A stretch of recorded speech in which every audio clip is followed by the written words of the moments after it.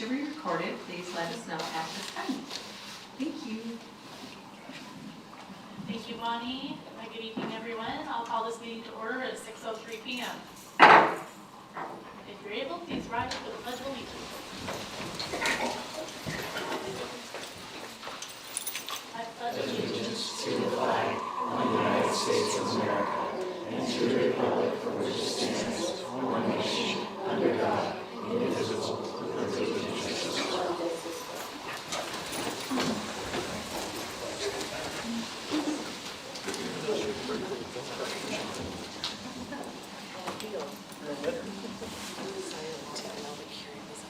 There's a lot to celebrate tonight, so we do like to begin our meeting by recognizing all the exciting and great things happening within the district. So it's Cardinal Hour. There you are. Would you please come on up? And yes, and Becky, please as well. Almost. I saw you. And all the cheerleaders, would you also please join everybody else?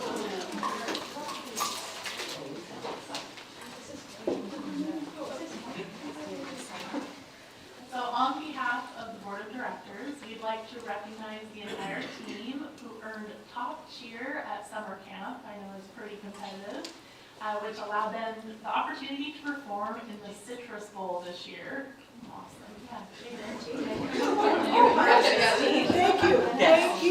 Thank you. So additionally, we'd like to recognize Haley Bond, who performed in the London New Year's Day Parade and is an All-American cheerleader. Bella Losvar, thank you, who performed in the Pearl Harbor Memorial Parade in Hawaii and is an All-American cheerleader. And Bella Oslin, She's not here. who participated in the Varsity Spirit Spectacular in Disney World and is also an All-American cheerleader. So we want to definitely recognize your hard work. You wouldn't have had those experiences if you were not hardworking students and athletes. And your dedication to cheerleading, we are very proud of you. Thank you for representing Hording in such a shining way, and both locally and internationally, and in Hawaii and in Florida. So it's a lot. So we want to thank you very much and celebrate you, and we would love to get a team picture with the board on our wall of fame. And I'd like to say, a few of these ladies have known since they were really teeny, and it's just so amazing to see them up here. Thank you so much. Including some of the coaches. Yeah, all those are cups for coaches and boots for bags for our cheers. We are just sprout on into the wall of fame here. Sprout on into wall of fame. Before we get on, Hand it out. Awesome. we need good news. Yeah. Many M&Ms, many things. I almost had to do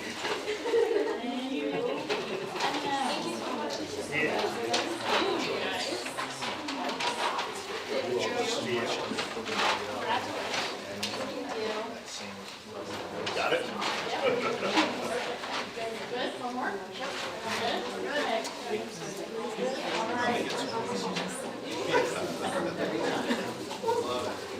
Okay, make gonna say, are we even gonna squeeze in here? Yeah, maybe one more row. Be behind that or behind Jane.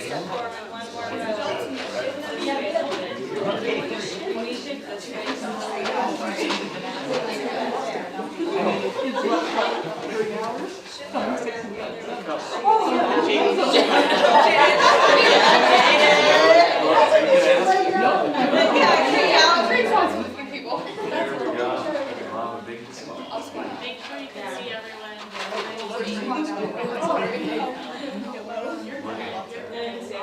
Okay, ready? 1, 2, 3. You do. Perfect. Thank you.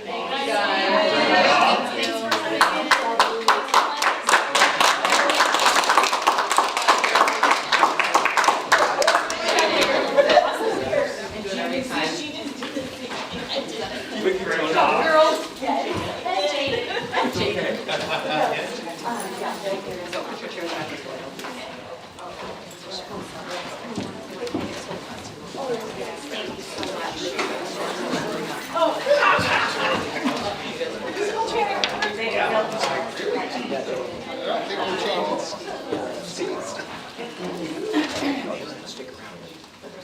Yeah, they don't have to stick around. Thank you so much. If you didn't know, this is now officially public record. And will be shared on video with the community. And so that's why one of the reasons, A, we want to recognize your success and your accomplishments and elevate it to the board level, but also we want to make sure the community is aware of all your hard work and all the good representation of work being done and your achievements. So thank you so much for joining us tonight. So we've got some more celebrations, and I will turn it over to the board. Oh, you guys are happy with the, you got one? Okay, yep, I do. What I was gonna do is I'm gonna go ahead and congratulate our bowling team for finishing 5th in the state tournament. They went up to Tukwila. Shout out to Madeline Halty. All right, okay, placed 6th overall. Great job to all our athletes for their dedication and sportsmanship. And I wanted to give a shout out to February is Black History Month, and I have been seeing some amazing artwork that's been shared.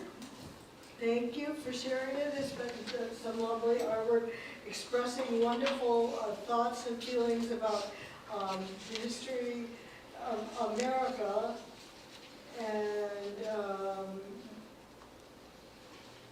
I also wanted to shout out, the CTE, this is CTE month. Where are you, Matt? Okay, and so we're a shout out for all our STEM classes, for business education, health sciences, family and consumer sciences. We start now in middle school, and we have real world skills in the classroom and down at the field. The pigs have gotten really big, really big. Not as big as bacon rolls, but they're getting really big. And the cows have gotten so that when you walk down there, they call out to you. I mean, they don't say hi, they say "Moo," but they like it when people and dogs show up. So good job, Matt, and your teachers and all your students for being so enthusiastic. Also a shout out to Ordine High School Knowledgeable team. They had a fantastic showing at regional tournament at Gig Harbor High School, earning their spot at the state tournament in Wenatchee this March. We're proud of their hard work and looking forward to seeing them compete at the state level. And I think I caught rumor that they beat the staff. Yeah, They that knocked wasn't off in the our staff. notes. So Why good wasn't it in our notes? job. Yeah, I think that was missing from this. So they're really fast at buzzing in. And Mr. McNitch doesn't even finish the question and they're already buzzing. And then we started strong and we faltered. By about question 38, we melted down. Students for the win for, I think, year 5 in a row. So, but we'll be back. We're coming back next year. Coming back strong. Shake it off, right? I do. They beat me on a Frank Sinatra question. I don't even know how they know Frank Sinatra. Yeah. And one last shout out, earlier this month it was National School Counselor Week, and our counselors do so much for our students and in our schools, so we want to honor the 7 dedicated counselors across our district and the support that their guidance plays in our student success, and we're grateful for their commitment to our schools and our kids, so really important shout out with that one too. So cool. Anything else? All good? All right. So cheerleaders, I have some good news.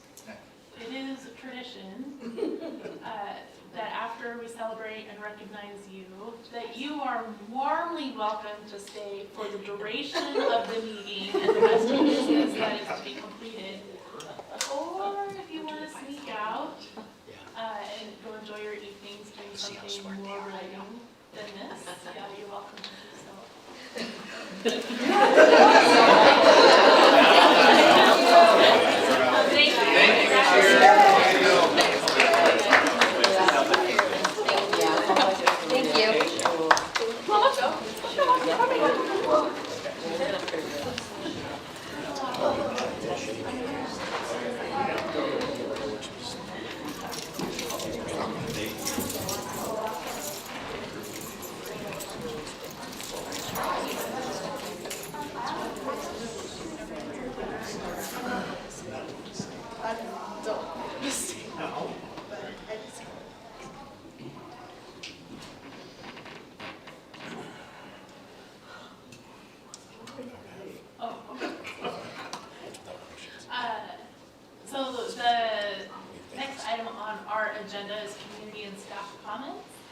don't believe anybody signed up to speak tonight. That is correct. Okay, thank you very much.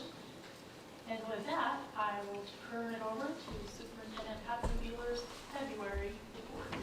Some things you already captured. We'll start with the facility lens, and I have some sneak peek inside our classrooms of what building thinking classrooms look like all the way down in first grade. Just to share a little bit about the facilities update, in spring break we have confirmed delivery of 4 portables in the South High School parking lot. That's where you'll see 3 of them go. And what we've looked at for next year is we don't have a need for Orting Elementary to take over the entirety of the west wing. That will allow us to have some adjacent restrooms because these portables are not wet, they're dry. So for 25-26, the high school will retain possession of the 2 southern classrooms, which will allow our bus drivers and transportation staff as well as students to use those restrooms.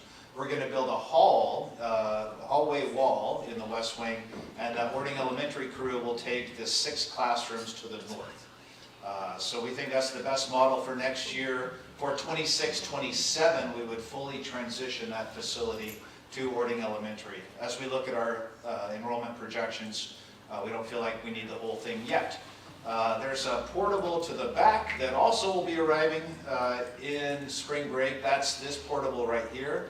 So this will arrive in 25-26.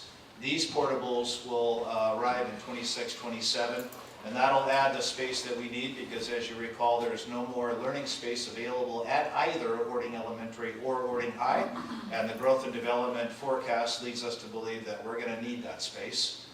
So much so that the high school will be a school of about 1,100 kids in about 3 to 4 years.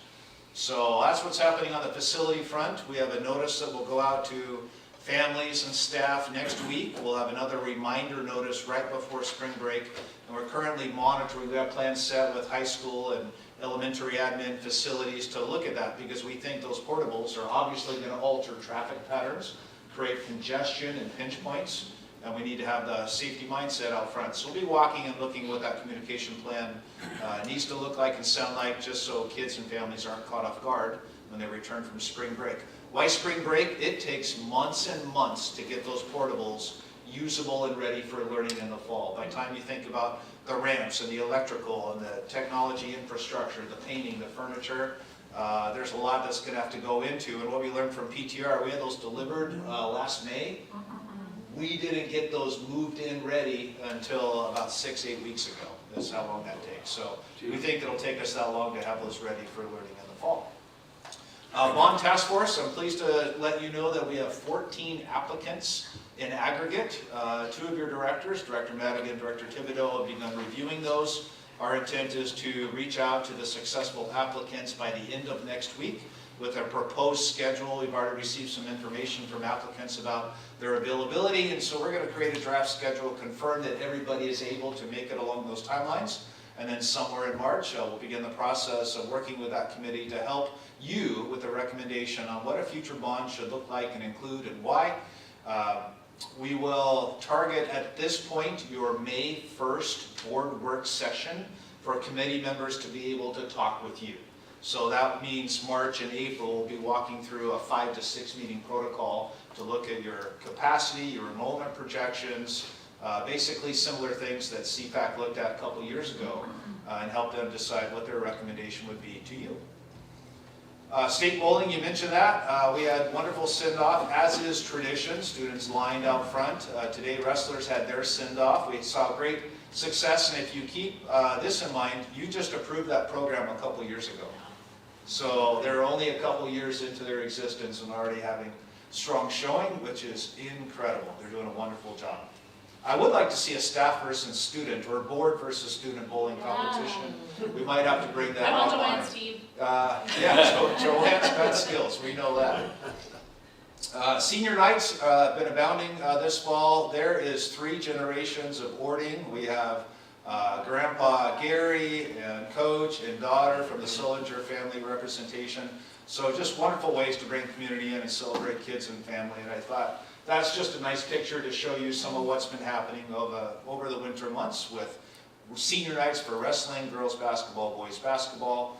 We're proud of our PTA partnerships. Kim came down, made an appearance. We were pretty stoked, but I thought I would show you what this looks like. What does it look like with 1,200 elementary kids invited to a school dance hosted by our parents? Bonnie will run that video just so you can hear the celebration.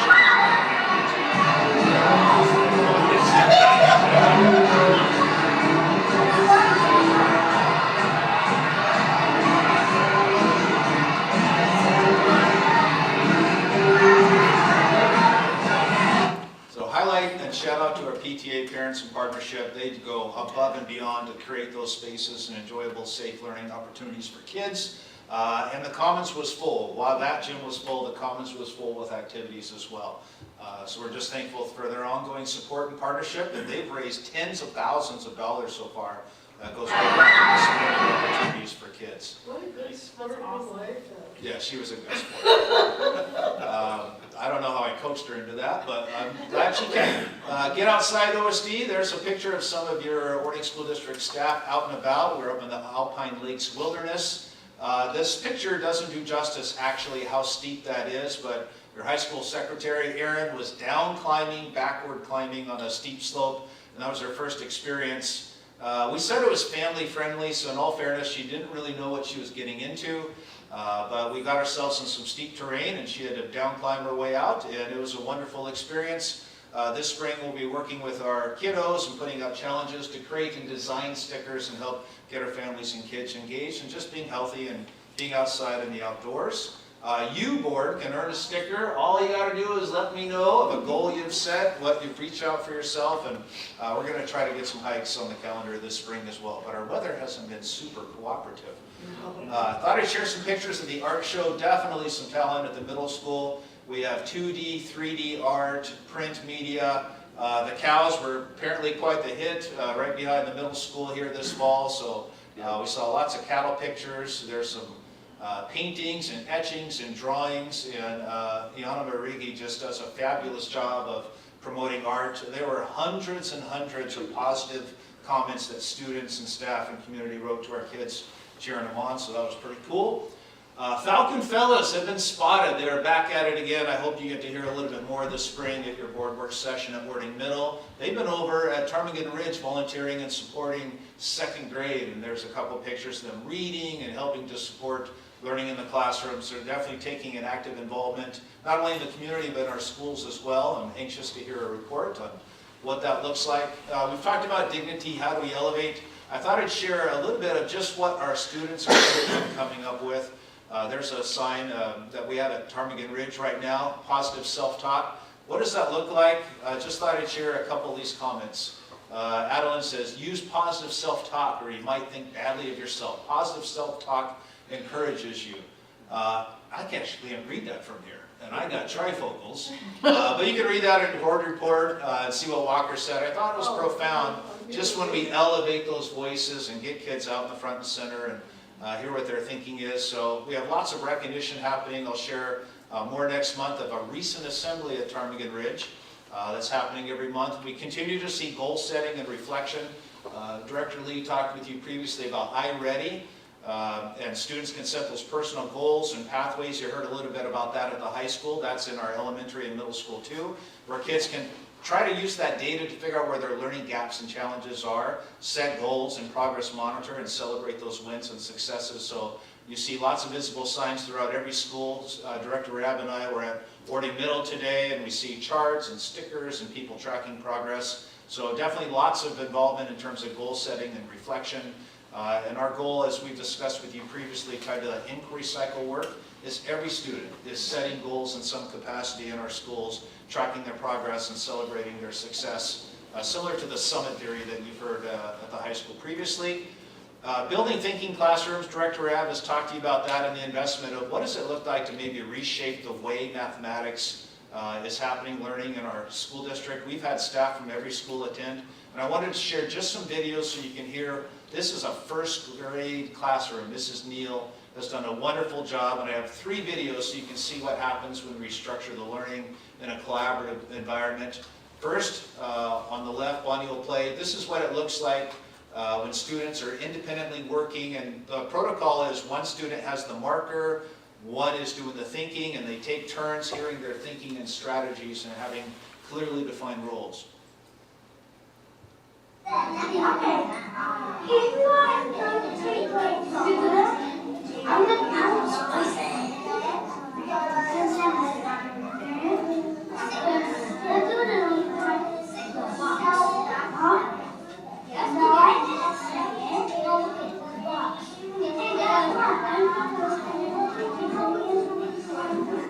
So here you have students coming with their own conceptions.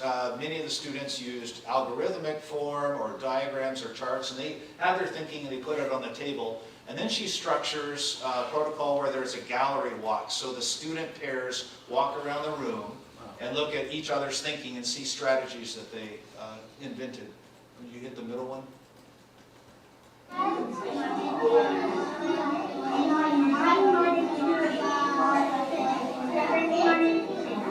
The holding hands part was the cutest ever. Well, I don't know why. I noticed, yeah, they stay with their partners.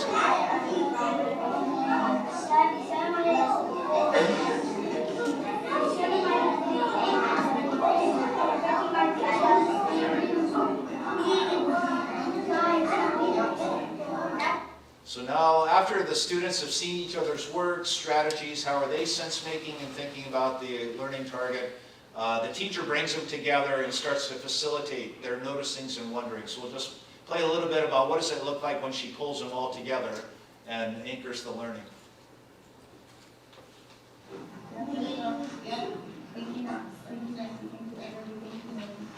Okay, take a second and just peek. If you didn't get to come to this one for the gallery walk, just take a look. Okay, just like you did when you walked during the gallery walk, we're going to do the notice and wonder. So what do you see or what do you notice? And what do you wonder about their work? In your head. So just in my time, I've not seen a professional development leverage or change instruction as fast as what I've seen with the Building Thinking Classroom. We have several teachers signed up to go again this summer, so we're excited about that work continuing. And I'm looking forward to you hearing a little bit more at some of the board work sessions in our middle and elementary schools about what does that look like. So I thought I'd just invite you into the space so you can hear as early as age 7, what does that look like and sound like. That was just last week, actually. So that wraps up my report, and happy to answer any questions that you may have.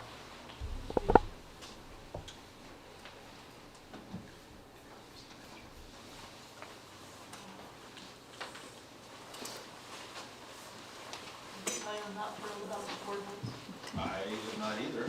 but I understand why they're necessary. It can be hard for the kids to lose that parking space. But we're still putting in the gravel lot north of the high school. Correct. 510 Washington, we own 65 acres. We'll have a good chunk of that graded, fenced, not a grass turf, but substrate applied. Curtis thinks hog fuel, actually, because it's pervious surface, and he's done some research and thinks it'll work. That'll create 70 to 100 parking spaces for high school students, and that'll be online right after spring break. So at the same time, 60 or so parking spaces disappear, 70 to 100 or so will reappear on the other side. Some of those apple trees, fruit trees are in poor disarray from that previous farm. Cliff's working with our ag science, and Matt will as well, to actually graft those trees.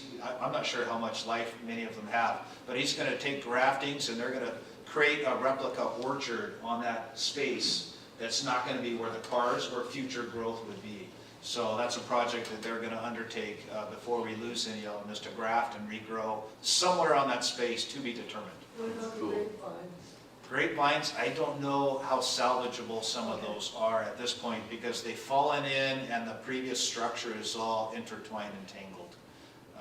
And it's a little bit, we probably have to remove that, honestly. I think it's going to be a little bit of a hazard. I don't know if the fence will fall in front or behind yet.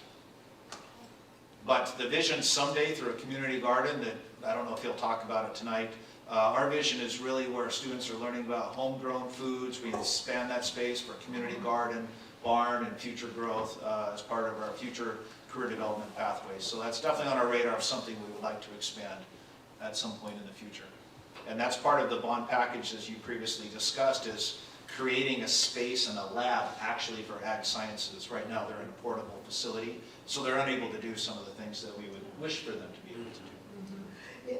And another thing that was discussed about that garden area was that we do some natural, some native vegetation, so that, and have that labeled and have kind of an ecosystem so that you can learn about the native plants as well as farming approach.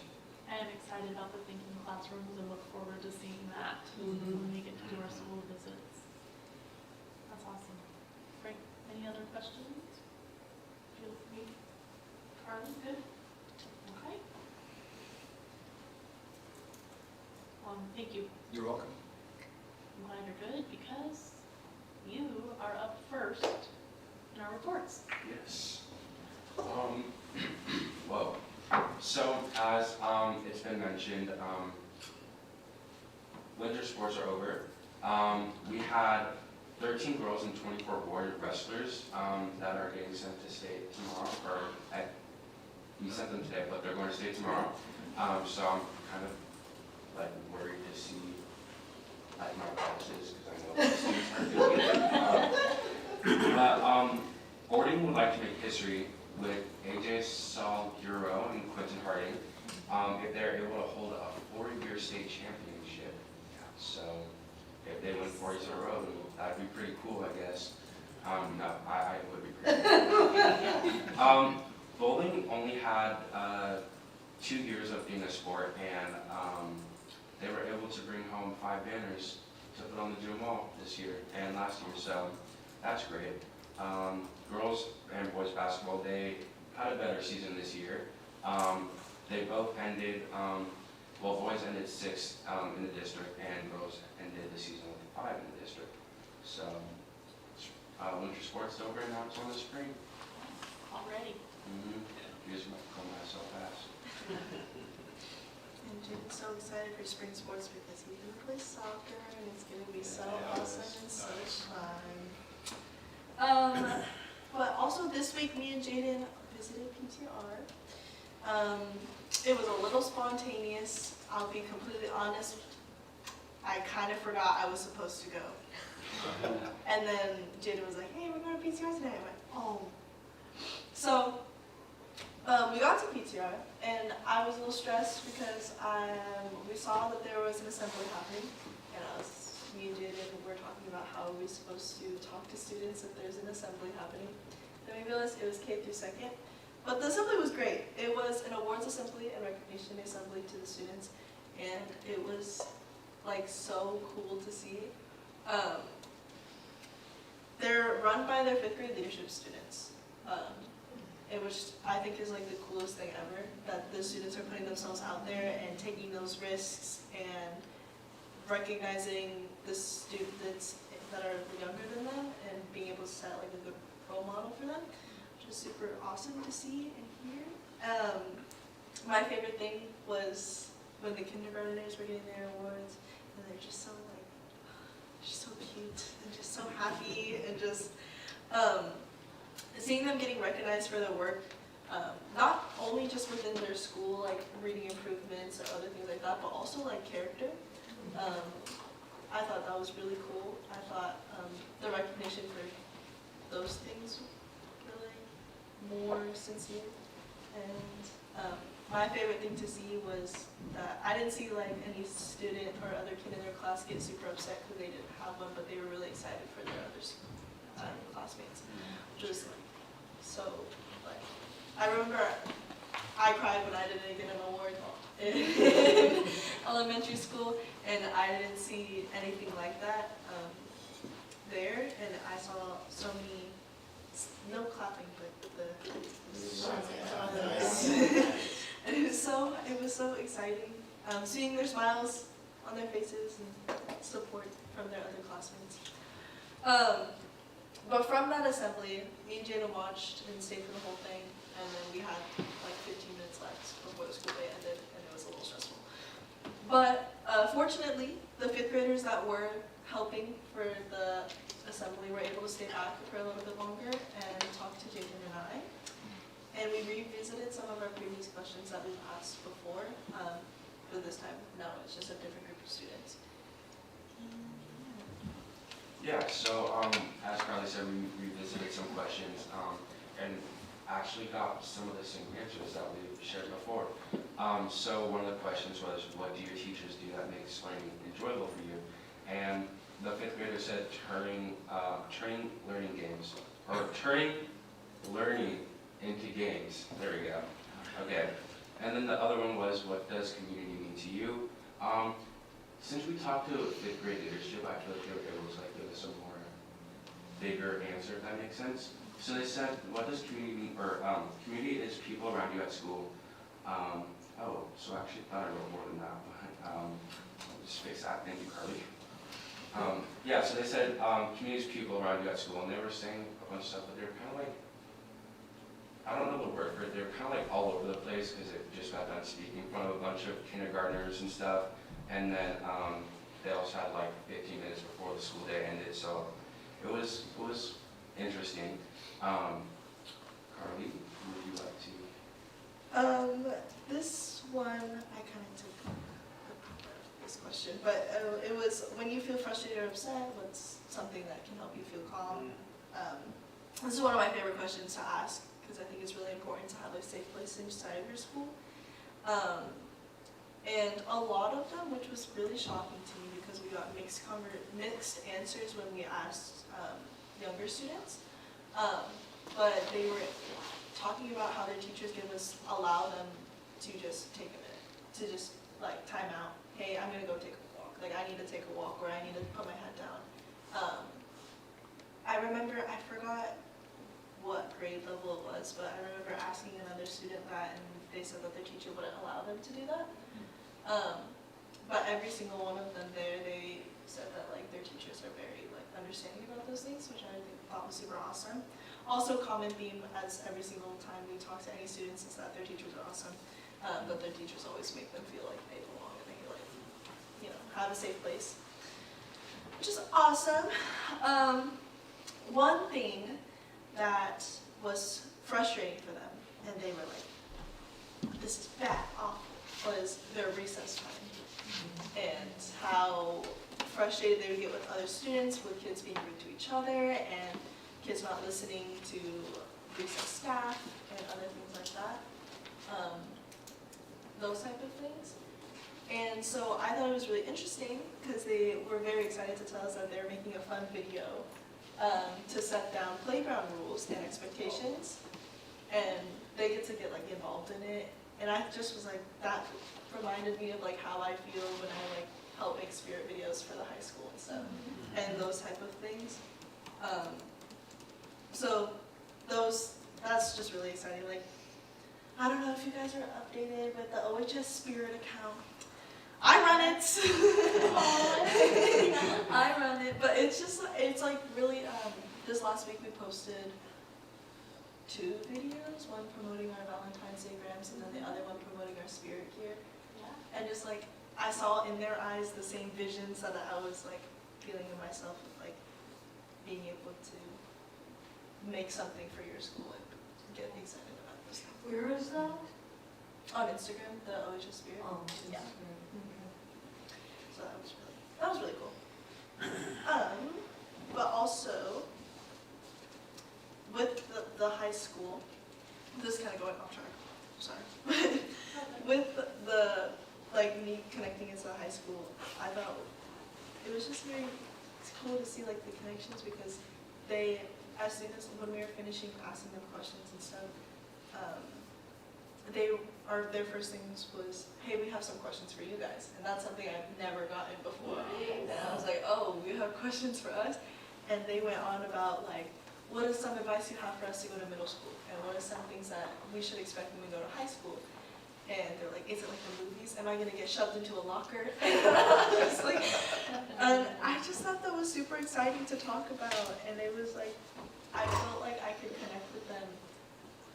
I feel like I had a bigger connection, like mind opening with them maybe than they did with me, but I just thought it was really cool that I could see myself in their positions and also be able to connect with Can I ask you a question about that? So do you think maybe we should have ambassadors from high school visit the 8th grade at some point in time?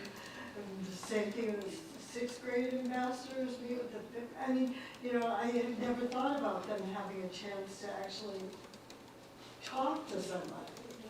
Yeah, I think that would be awesome.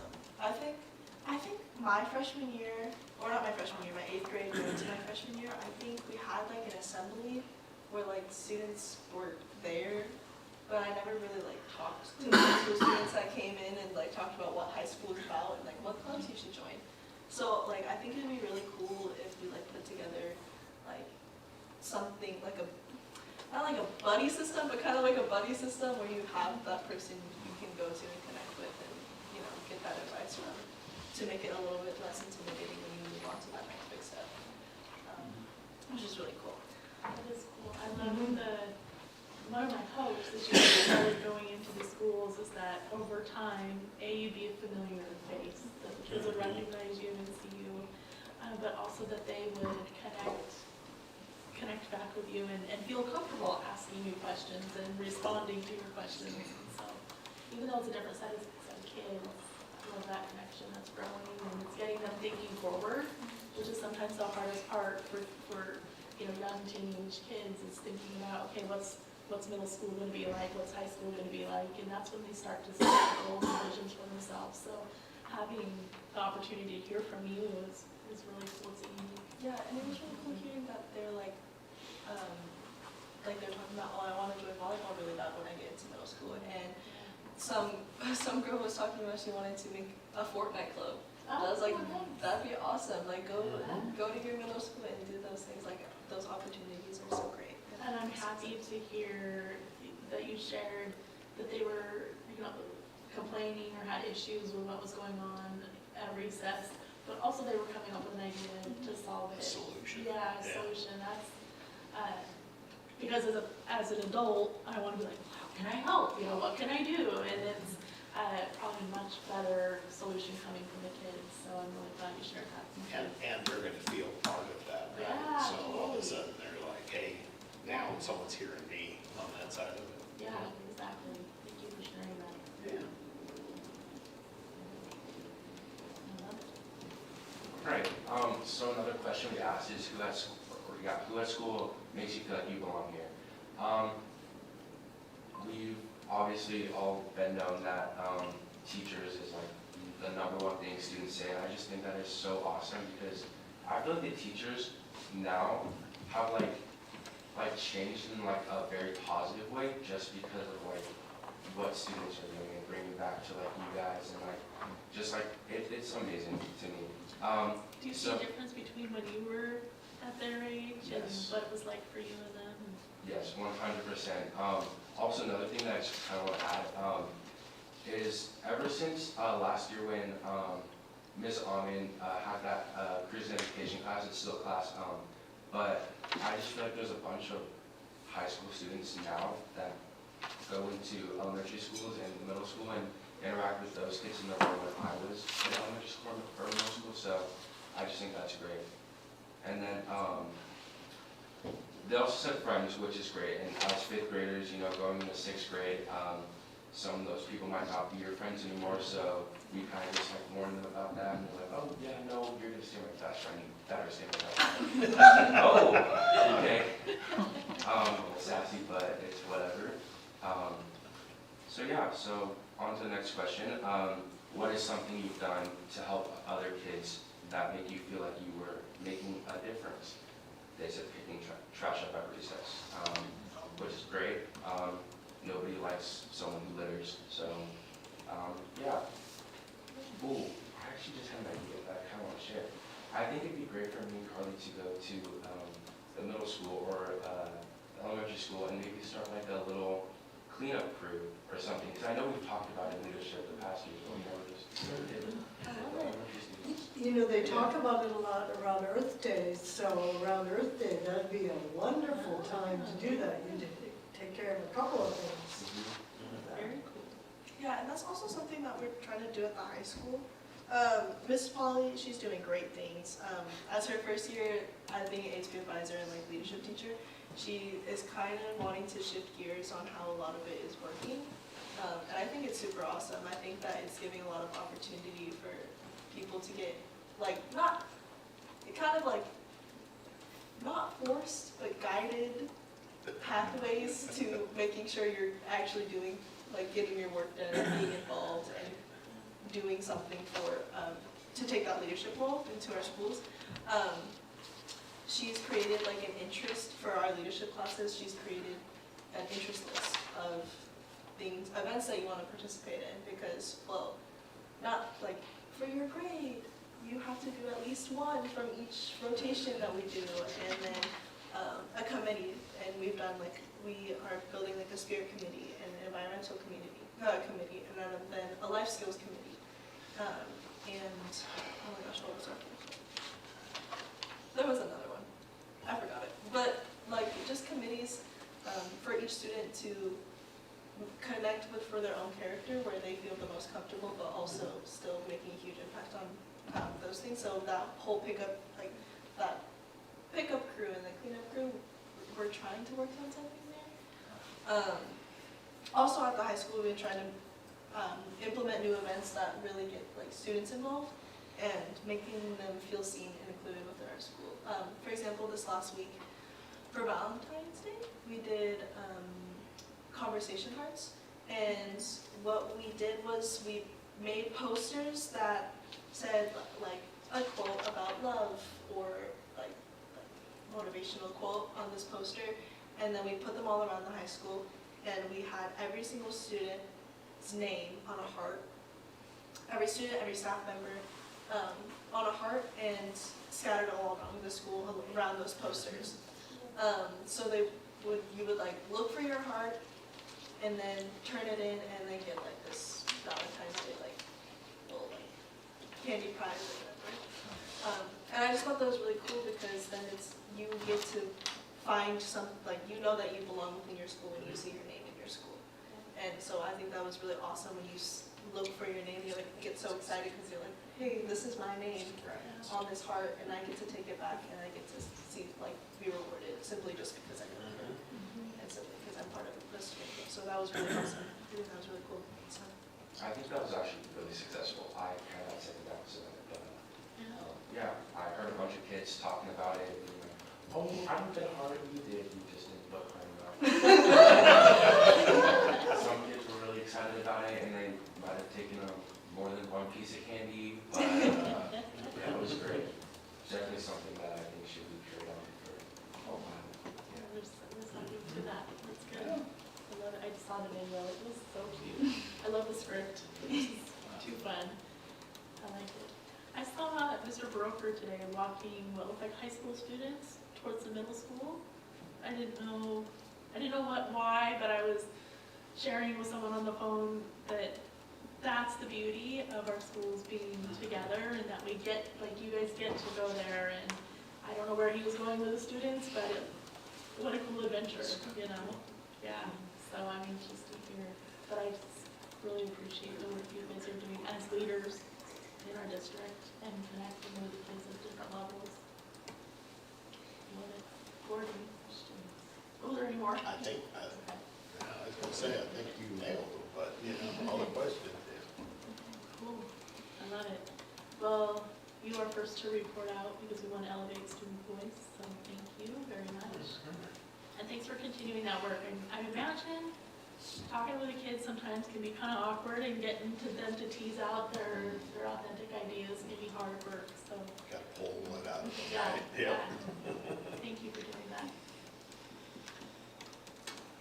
All right. Next item, financial report.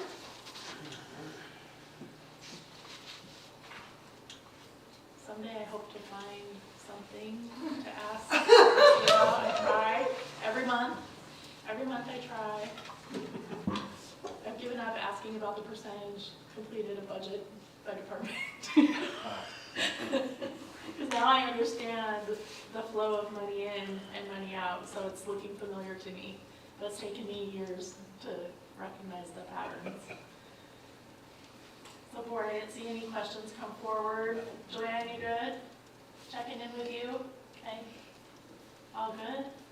All right. Thank you.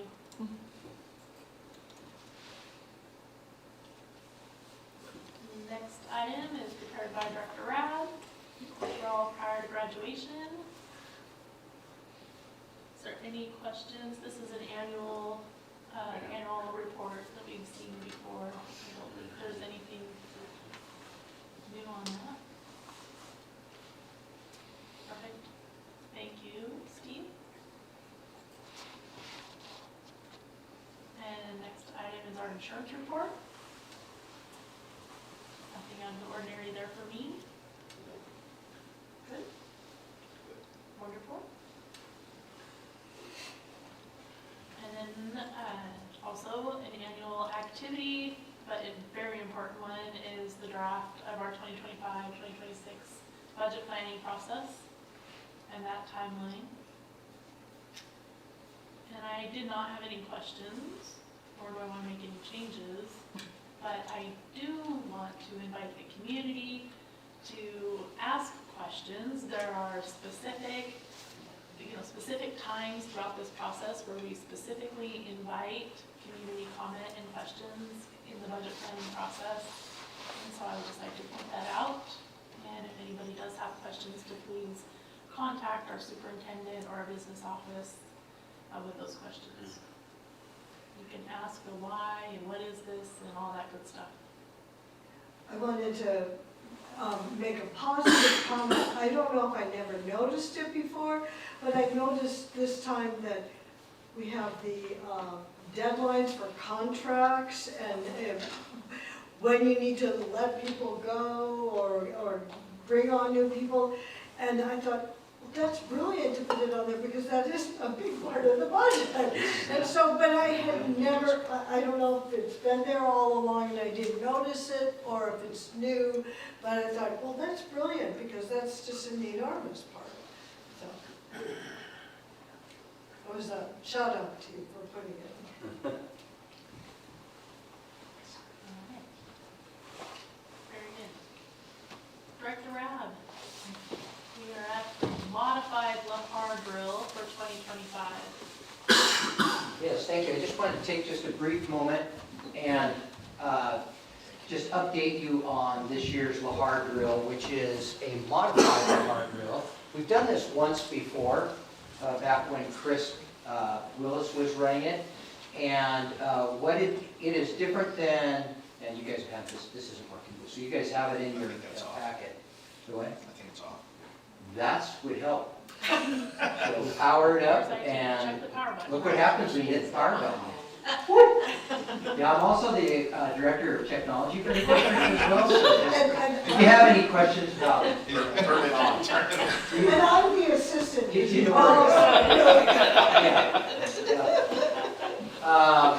Last year, we had the multi-jurisdictional, multi-district, and next year, you'll have that again.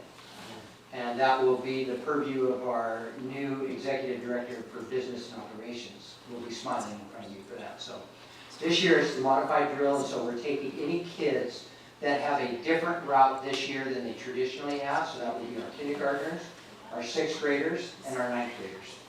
And so we have it kind of built out. Each school is kind of doing the drill in the way that it works for them during that day. We do have a collaboration between, like the high school will be doing it during their PE time for 9th graders, but then they will collaborate on one of those periods so that 9th graders and kindergartners will work together to then go to the exit and return. The city of Orting, they really don't have anything to do with us except for when the kindergartners do their drill.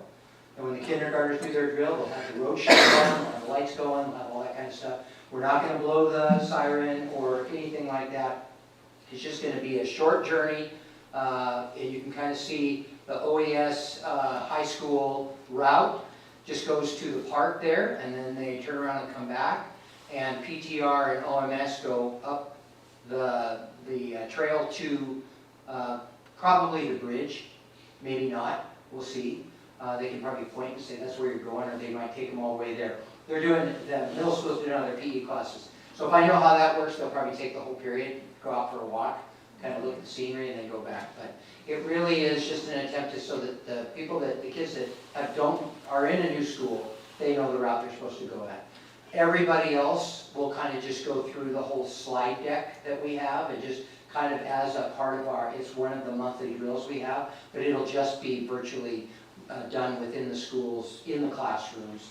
You know, the schools will determine all of that. I think that was it.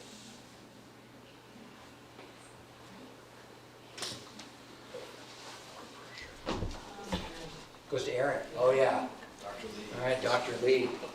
It's the mojo. It's already on, so don't worry about it. Thank you. You're welcome. Hi. That, huh? So good. Yeah, I always wonder why it gets so late in the agenda. I'm just wondering about that, so should I be paranoid? Okay, all right. Maybe a little bit. 2 minutes. Oh, I love that. Thank you. I appreciate it. So, back in the spring, last spring, we talked about our strategic goals and really thinking about making these goals measurable, visible along the way. And so we thought about a calendar, and we developed a calendar together. And in that calendar, we took our goals and we spread out our measures throughout the year.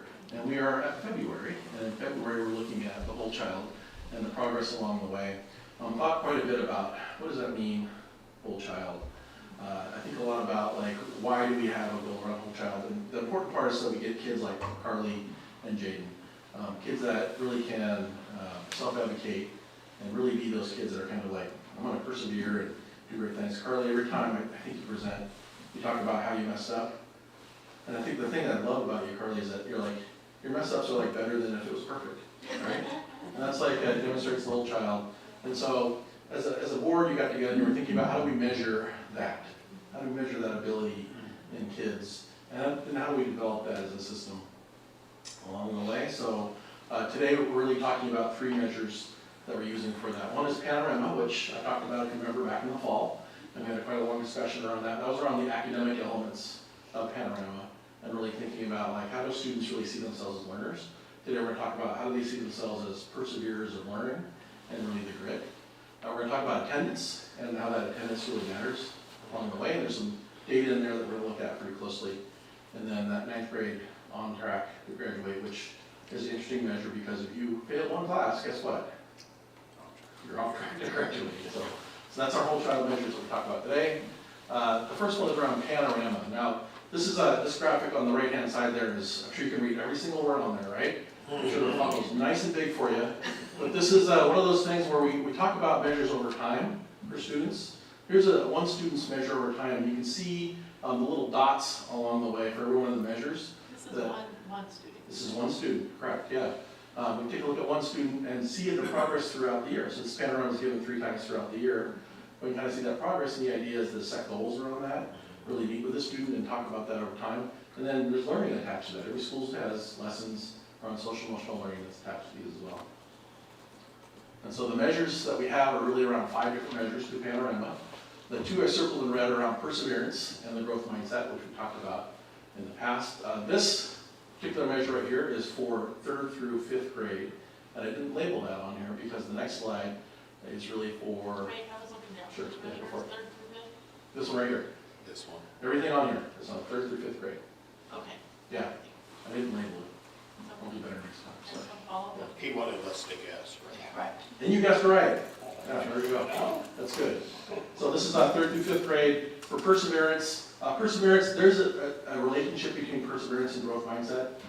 Perseverance is when something bad happens, like, can you keep going through it? Can you keep, like most successful people are really good at this, right? Perseverance. And growth mindset, you have the skills, like, to know and to get past it. So perseverance is, can you get past it? And growth mindset is, can you, like, actually have the skills to reason yourself through it, right? And so those are the 2 measures for whole child that we've been looking at this year and past years as well. But this is grades 3 through 5. And this is grades 6 through 12. Is the reason for focusing on perseverance and growth mindset and not self-efficacy because you kind of need the first two to get to the third. Yeah, if you remember the last time I was up here talking about Panorama, we distinguished the difference between the academic measures and how students are self-reporting around those. Right. And these are more of the whole child measures along the way. And so whole child is really the self-efficacy, that's part of that, but it's really about can you persevere beyond that. It's the internal characteristics, the human characteristics, of the other ones are more about the learning. Gotcha. Thank you. And so breaking those down a little bit more, here's grade 3 through 5, I labeled it this time. You can kind of see where we are by we ordering in comparison to the national average. Remember, this is a survey that's given to about 1.5 million students throughout the nation. And that blue curve represents those 1.5 million students that are out there. And that black line represents where our students fall in that. So grades 3 through 5, 56% of our students reported, this is a self-reported test, positive results around that. So in terms of perseverance, when things get hard, like, are you able to persevere through that? 56%. Grades 6 through 12, the same question, but phrased probably more age appropriately, 54% said they could persevere through that.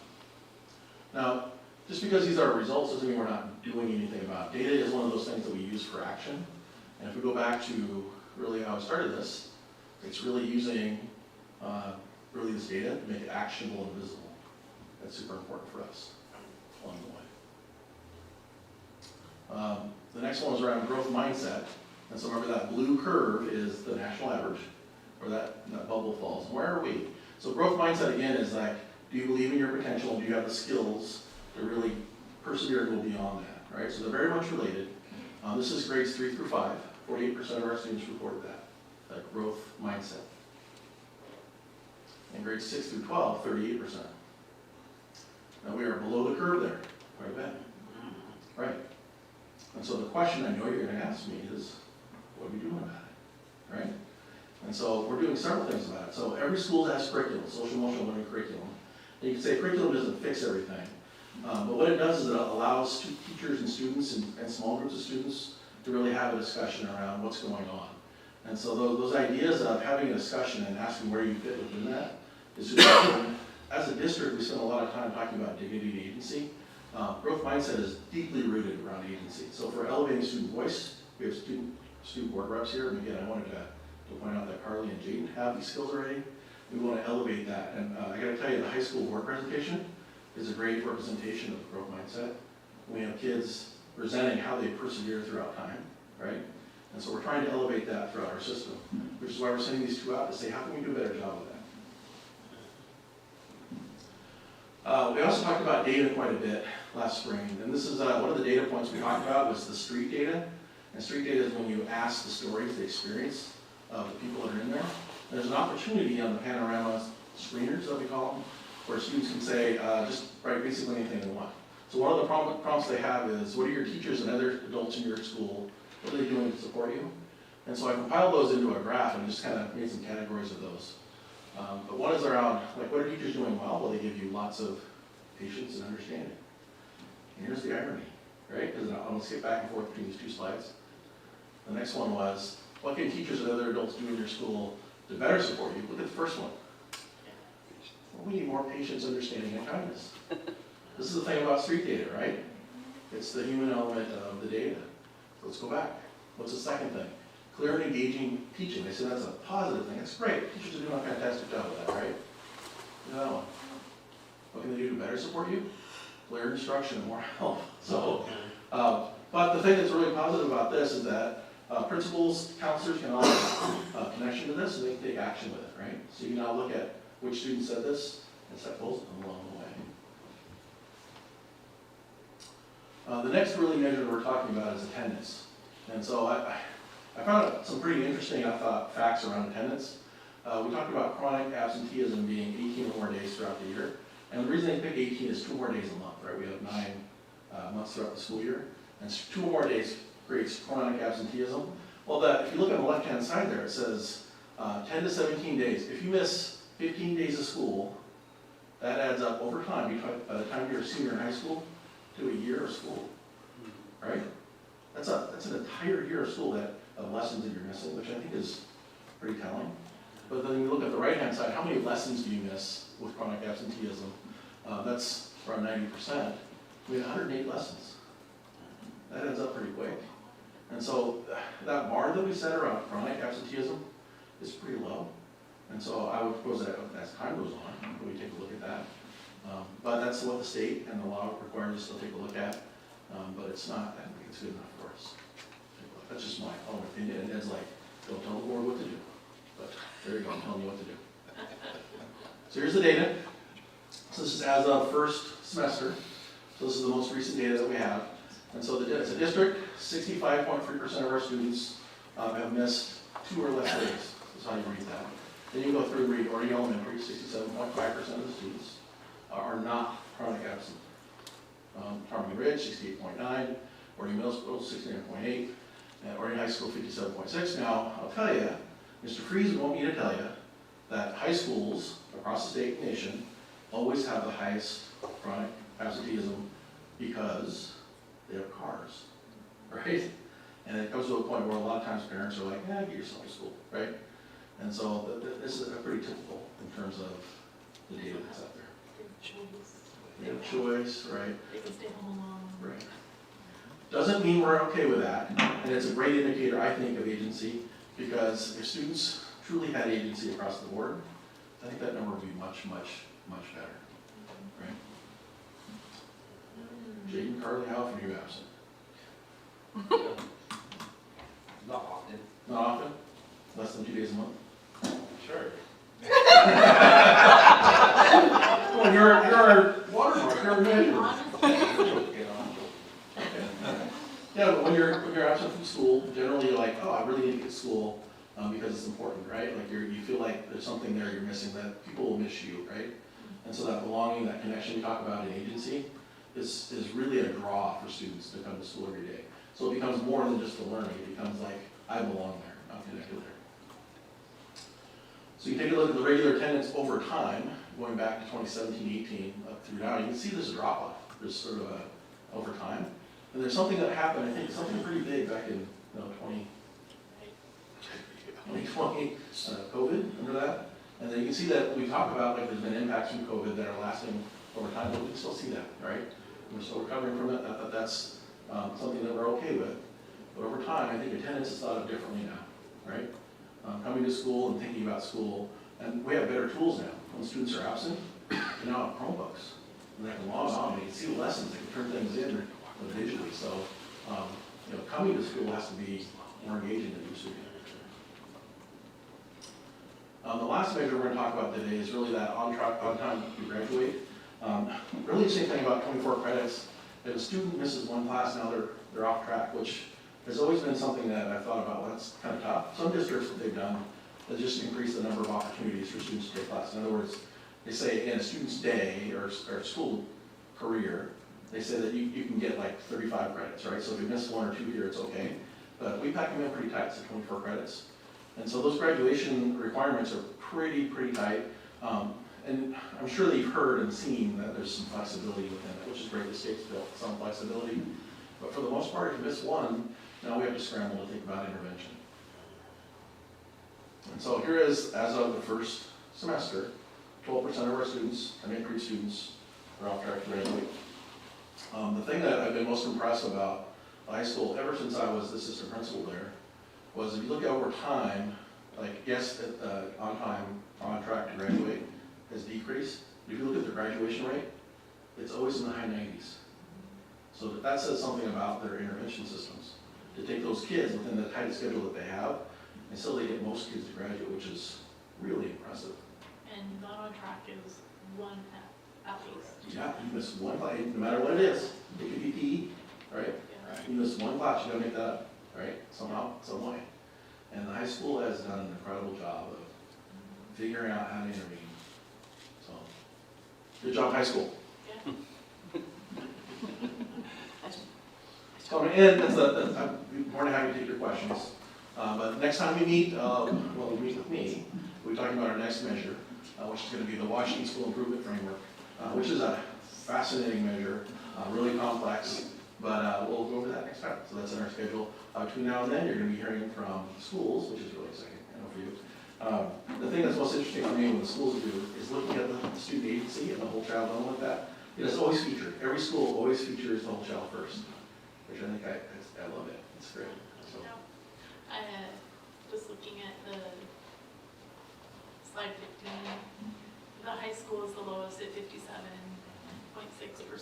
which historically it's always had the most attendance for a whole variety of reasons. But it's interesting that both the elementary and Fording Elementary and Ptarmigan are also, they're not over 70%. And those kids are dependent on parents to either get them to school, get them on the bus. Parents are making that decision for their kids to only be present less than 70% of the time. And a lot of times if they're at home, the parents at home. Yeah, yeah, it's really. Well, here's I don't know if this is dire news or not, this is only halfway through the year, Yeah, right? So remember, chronic absenteeism is average, right? right, 2 or more absences a month. yeah, So those numbers are probably gonna drop. yeah, getting the summer or vacation. Yeah, and one thing I was talking to Mr. Friesen, he said, make sure the board knows that we are cracking down on attendance, and he says that the pre-approved absences for like when people are requesting to be gone for 2 weeks to go on vacations, they're not doing that anymore for those reasons. So things like that, they're really trying to encourage students to show up. And you saw the data around making sure that you're here, because if you miss like 1 day, that's a lot of lessons that you're missing. I have a question though about, so this year we have some of the worst numbers in the nation with flu and norovirus and all those things. So is there some way that you can reflect that in attendance? Because, I mean, you really can't do it. On the one hand, we encourage people to not come to school when they're sick. But on the other hand, we're having, I mean, we are having a huge wave of flu right now. And, I mean, I don't know about you guys, but people in my family have been gone for a whole week with it, you know. So, is there some way that we also reflect that in the data? Yeah, I think there's a way, in terms of excused and unexcused absences, we Okay. can sort of filter that out and think about like, I mean, schools do that, by the way. As a principal, I would do that often, to think about how many of those absences are due to illness versus, you know, excused for like vacations, for example, right? And really think about the communication that we have. But we think about like, why aren't students coming? And a lot of times it's because of like the chronic absenteeism is around student anxiety. It's around lack of connection. It's about not belonging, not thinking that their math lessons or English lessons are relevant or good. And so those are, if I was to answer you honestly, I think that's probably why a lot of students don't come.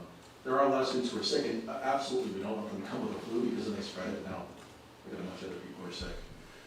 But I think if we were really thinking about the whole child as a goal, and agency as our goal, if that was really a reality for us, as we got closer to that, I think that number would be much higher, even with the flu and COVID and all of those. Now, I was trying to remember, how long have we been doing Panorama?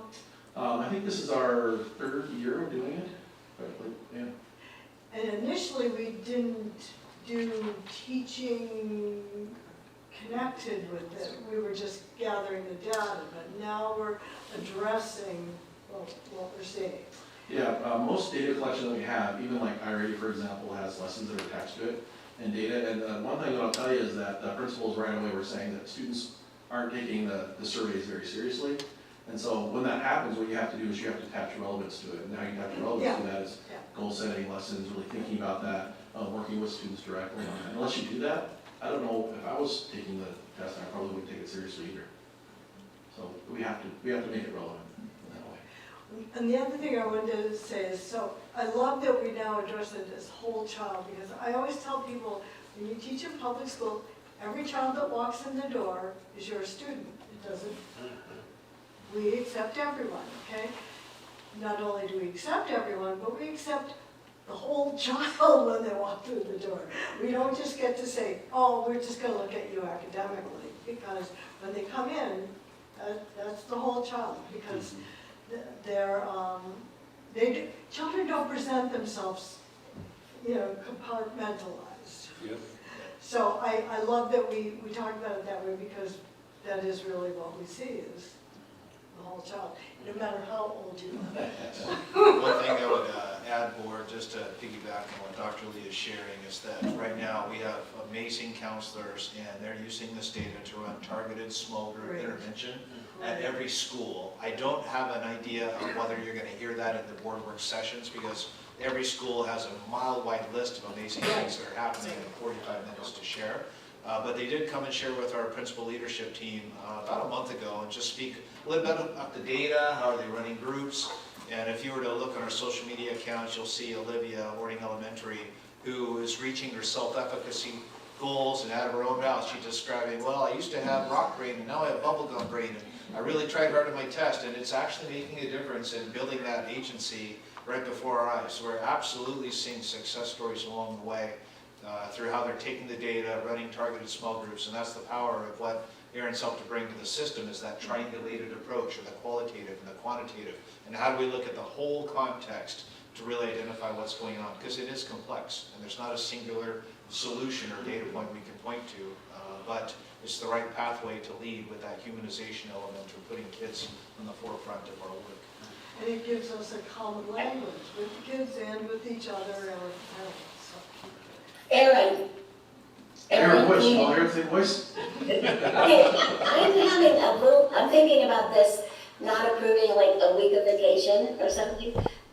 I feel like it would be better to look at it on a one-on-one situation.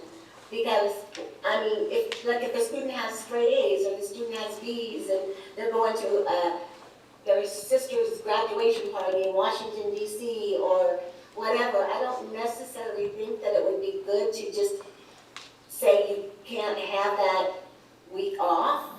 Because there's lots of different types of learning to me. So what I hear you saying, Director Tracy, is that we should treat students like human beings and take it case by case. Well, I just like it better because I feel like I just don't want to just pass something that says we're not gonna pay vacation time. I don't know, that's just me, but. Yeah, maybe I misrepresented that. I think they're discouraging it, right? Okay, I thought it was gonna be this, no more vacation, okay. No, that's better then. I just don't want it to be this big thing where if you have a really good student, or even like, somebody passing and not having problems in school, they couldn't go with their family for a week or something. Your families obviously have the right and ability to take students out. It's just a question of how we code it in our system. And there's certain absences that are permissible by law as being coded to excused versus unexcused. But regardless of how we code it, if you want to go deer hunting, you can do that too. It doesn't matter. And attendance doesn't necessarily correlate to the outcome side. It may or it may not. But the general trend, as Director Lee is showing you on the data, I mean, this is an alarming data point that shows a massive decline over the last 5 to 7 years in our system, and it's enough to pay attention to. Because just logically speaking, the more I miss, the more likely I am to be in potential jeopardy of achieving the learning outcomes that we've set. But to your point, yeah, you can go hunting or whatever you want to do. That's your ability. We just discuss how we code it. Okay. And of course, it said it way smarter than I did. But yeah, I mean, the parents want to pull their kids out of school, we're not going to like tackle them. So they can do what. Well, I know how mean you can be. All right, well, thank you for saying that for the public record. That's good.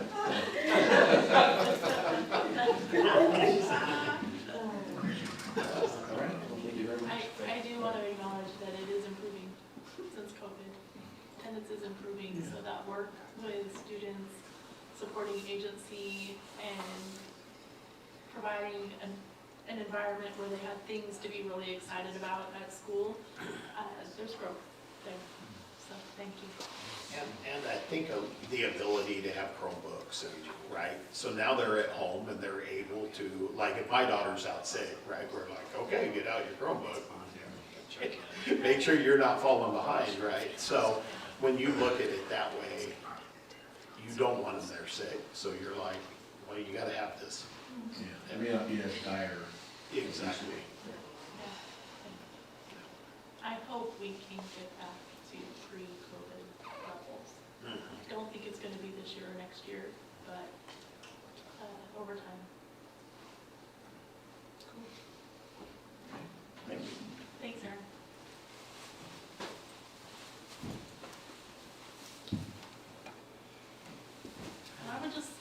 like to add, Erin, you know, I think when we talk about whole child and the work that we're doing in the district that focuses on whole child, I think that's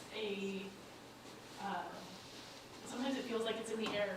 You know, if you're a parent and you're hearing about whole child work at the school, it cannot feel very tangible. Like, what are they doing? Are they telling them good job? And like, what does that mean? But you do a really good job of putting that into concrete, actionable things that are being done throughout the district to affect the whole child and their experience here in our district. So I just want to acknowledge that. That's really important.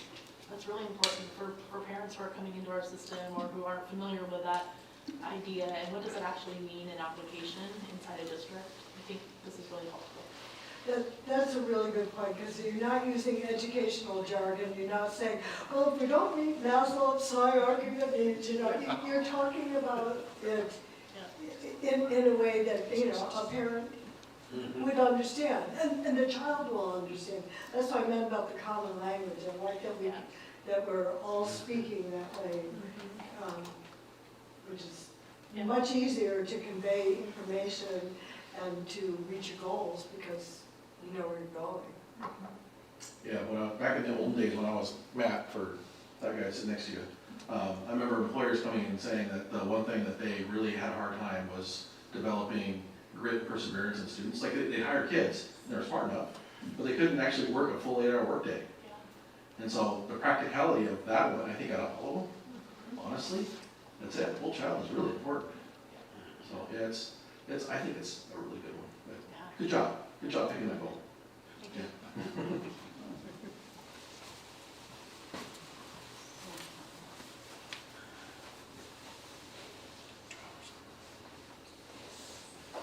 I have to admit, seeing only 3 second reading documents now after that big wall of the one we had a while ago, I'm like, it's only 3 this time. I keep having that reaction looking at this. So the 3 board policies that have come forward for second reading are non-discrimination, board policy, non-discrimination and affirmative action, and personal leaves final. I had no additional changes, no extra comments or anything, so I believe these are ready for action. Can I get a motion from anyone? I motion. I move to approve. I move to approve the second reading of policy consideration. Second. Thank you. All in favor? Aye. Aye, Joanne? Good, thank you. Motion passes. Thank you. Our consent agenda includes items 1 through 6, vouchers, personnel changes, the Harding Elementary 5th grade field trip, excited for that. The Harmon Elementary 5th grade field trip, same excited. And then our minutes and minutes for both the board meeting and the work sessions. So if everything's good. I move to approve items 1 through 6 on the consent agenda. Second. Thank you. All in favor? Aye. Doing good. Aye. Motion passes. All right. And now. The first item up for action.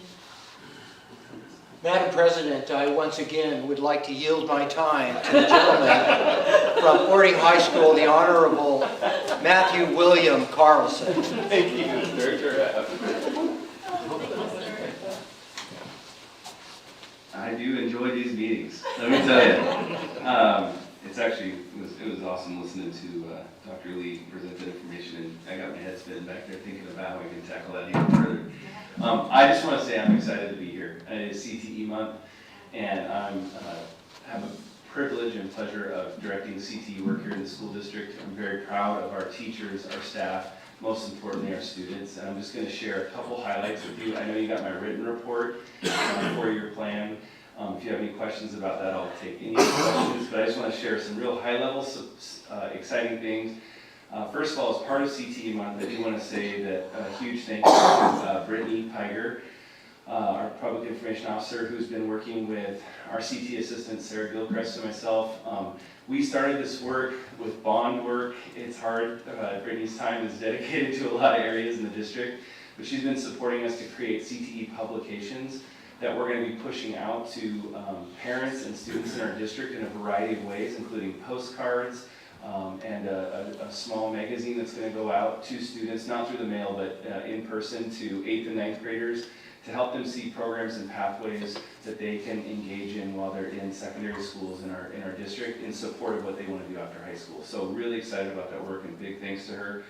I also want to say, as part of CTE month, that the work that we do in CTE, we have great teachers, incredible kids, but the amount of work that some of our support staff do for our program, I say this to you every year, and I mean it.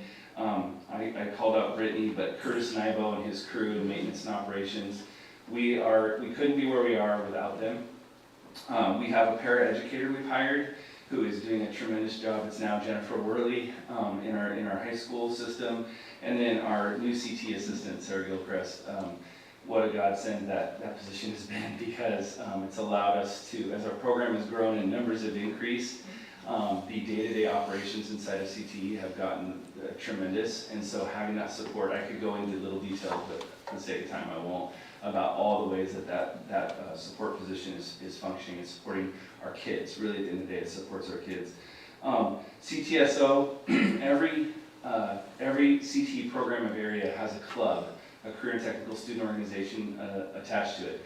The pride and joy of our program for me right now is that we have 134 students that are a part of one of those clubs. That's 15% of, and I'm specifically talking about high school kids right now, but 15% of our high school kids are engaging in an after-school activity or club connected to a leadership component of a CTE class.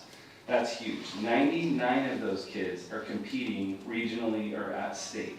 So you're talking about, out of a high school of about 180 kids right now in terms of our head count, 99 of them, 100 of those kids are competing this year. And what that does, I heard Dr. Lee talk about the whole child. What that does is it improves their desire to be at school. It also boosts their academics, because there's motivation, because it's tied to what they want to do. So we see a lot of agency inside of our CTE kids that are competing in these clubs, because it's personalized to them, it's meaningful, and it's relevant. Really excited. That's grown tremendously in the last 5 years. We know COVID put a hit to that, but as we've grown back, to see that kind of participation, it's pretty awesome. I will say, from a budget standpoint, I just want the taxpayers to know, and I want you to know, we're spending taxpayer dollars to send these kids to these competitions. What an incredible investment. I'm committed to still continue to make that happen. Last year we sent 3 or 4 kids to nationals for TSA, and I want to say that gets expensive as costs go up, travel costs go up, but these kids, these are once in a lifetime opportunities that our kids get to use to leverage their future careers, and it's worth every penny. But I do want the board to know that is something that as we grow, we'll consider to tackle from a budget perspective.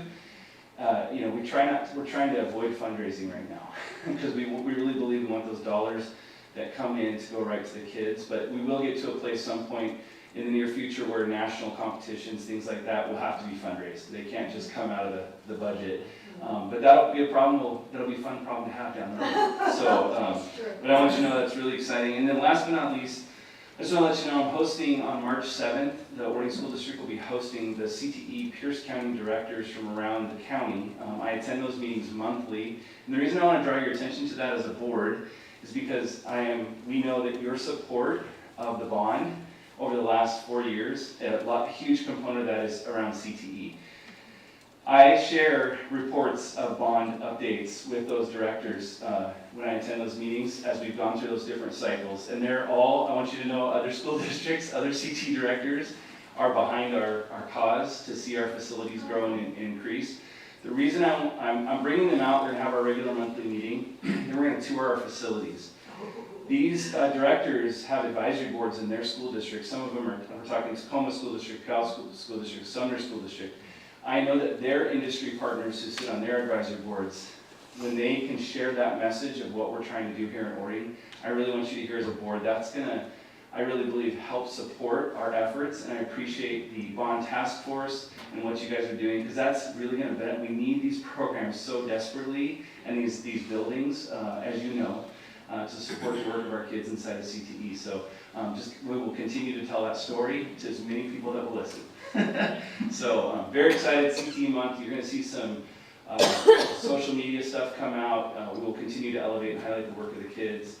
But at this time, I'll just take, if you have any questions about our CTE program, I'll take any questions. One, I'm so glad you're hosting that, because I went to a CTE class at our WASDA conference, and one of the things that was so obvious when they were talking about, you know, brainstorming and working about ideas that you could bring back, or that you could broaden the scope of, and every time, when they came to me, was I said, well, we don't have enough room.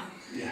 that was the crux every single time. Yeah. Was, well, we don't have enough room. Yeah. Other people were talking about they didn't have enough people, they didn't have enough interest. No, we don't have enough room. And one of the things that I saw there, and I actually have a copy, is because it was Everett School District, and I have a copy of their communication publication that they put out for the younger kids about their CTE program. So I'll drop it off at the high school, because yeah, I saw that. So and if you ever want any of us to visit your advisory board, I'd love to see that in action. Oh yeah, I'll make sure. Because, Yeah, yeah, absolutely. that'd be great. One question, I didn't know what the PC3 Connect was. Oh yeah, so that is the Pierce County Connect Consortium. So in Washington State, we have articulations we sign with community colleges and technical colleges so our kids can get college credit. Right. It's really an incredible thing. In Pierce County, and I don't know who started this, it was before my time, but the directors got together and they said, we need a consortium to go and do this work on behalf of us as directors, where you go and connect with the college deans. So we pay into the PC3, and then the PC3 goes out, they have workers that go out and meet with the deans and then bring the articulations back to us. The reason that's so important is there are CT directors around the state who don't have that, and they are then responsible to go make all of those connections and try and that's a thing that takes place literally all throughout the year, and it's updated not just annually, but because the colleges are on a quarter system, those articulations can change and fluctuate. Plus there's an entire system where kids log in to register for the college credit, and that's all maintained by PC3. And it's become so popular that now they've gone beyond Pierce County. And they sit, I'm a member of Pierce County WACDA, and there's a seat on our leadership team from PC3 who sits with us on our, I would call it our governing board, but it's our leadership group. And they report out that districts now from King County, from Thurston County, and even districts from Eastern Washington are reaching out to try and articulate, because the workload is tremendous, especially smaller districts where you don't have the full-time CT director and staffing at the district office. So it's kind of like the ESD serves the purpose. Exactly. Okay. Perfect analogy, yes. Okay. Yeah. And well, that's wonderful, because that is so needed, because it's, you know, you might need that thing one time, and you don't want to have to pay somebody to do that full time when you only needed that. It's worth every penny. Yeah, so that's a. And just so you know, they negotiate, so in terms of the dollar amount, based on the size of your district, it's a sliding scale. Oh. So they take that into even consideration. better. Yeah, and their governing board meets annually to make sure those fees are correct for the size of districts. Oh, So it's a good wow. system. Wow, I'm really impressed. Yeah. I don't know that I have any questions, but just want to thank you for the hard work. I think a testament to the quality of the program is when the other schools are developing CTE to get kids into the CTE program, so that percentage of kids participating, I imagine, will grow over time. Yeah. The budget considerations are on my mind as field trip after field trip. Yes. But wow, if we could figure out a way to solve for that so that it can continue and kids could go. I completely agree that that's a valuable experience. I think Paige Anderson was the perfect example at the high school presentation of the wonders that getting an opportunity to present yourself someplace else, how that you can learn Yeah, it's such a to cool become experience. more of who you are and your interests and express yourself better. Yeah, and I don't know the direction the task force will take. They're going to review the same information that we have reviewed and all the information we have available leading up to a potential bond decision. Yeah. I imagine they're gonna come to some of the same ideas about needing more facilities that support these important programs. So we're gonna keep looking hard. I'm with you on that one too. I would imagine as well. Can I ask you a question about the whole thing with the carpet, removing the carpet? Wasn't that one of the? Wait, is that on the agenda? It was in the plan. Oh, is that for the portable? Yeah. So that's for, yeah, Is that for so, the animals? so when we don't have facilities, we sometimes have to get creative. So we're in a portable, our Okay. animal science classroom's in a portable and it It was has like that. carpet. So I'm like, Okay. budget-wise, we might want to think about, we need to eventually, if we're gonna do it right, we might want to have a better surface inside that classroom than carpet if we were actually doing it right. So that's why I put it in there. I can't wait to see the magazine. I think that'll be an important informational tool for the community. If there's a way they can see it and to see the kids bring it home, I hope it'll inspire them. And Brittany, thank you. You are busy, but I appreciate you dedicating some time to that. I love that idea. Yeah. Good job. All right. Any questions before your plan? I don't want to disrupt it. I want to see it continue to grow. We'll do it. We will do it. All right. All right. Thank you, sir. Thanks, you guys. Thank you. Thank you. Thanks for hanging out tonight. You bet too. Thanks, guys. Thanks, buddy.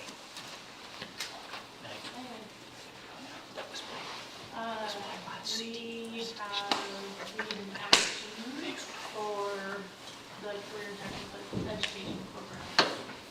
Can I get a motion? I motion to approve the career and technical education program as presented. Second. Thank you. All in favor? Aye. Aye from Joanne. Motion passes. Perfect. The second item for action on our agenda tonight is a surplus request. I will entertain a motion if there's no discussion.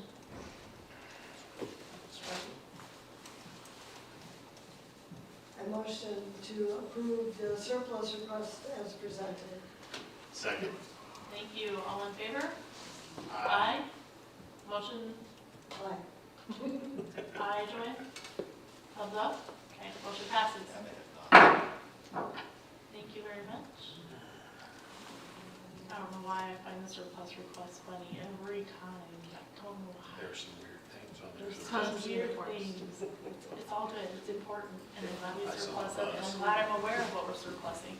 I appreciate that opportunity to review that, but every time I just, you knew what I had to surplus at my house. All right, we've had a long meeting tonight, but I really appreciate the reports and the discussion, and that's why we do what we do. So if there are any additional board comments, student reps, anything you need from us? More space, I hear you. You shook your head no. You should have said yes. One final comment.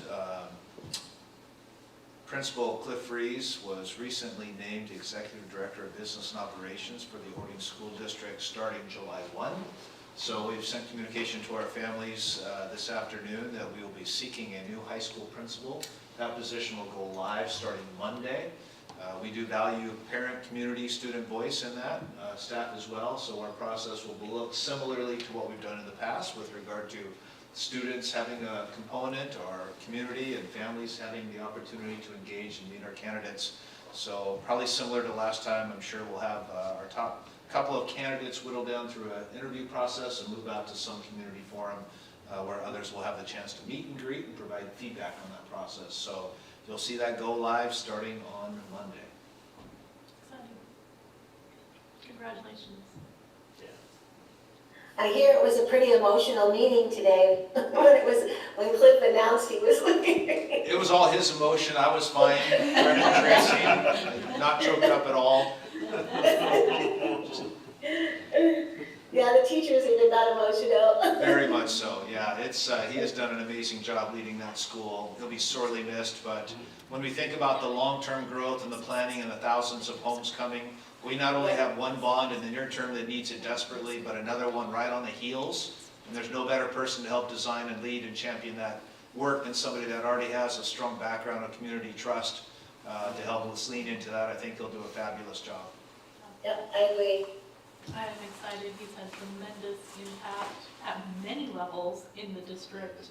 But to see his leadership extending to all of our buildings, it'll be a really cool thing to be able to witness. And I'm excited about who fills those shoes.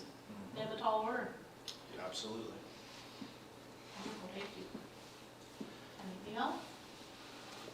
All right, then with that, I'll adjourn tonight's meeting.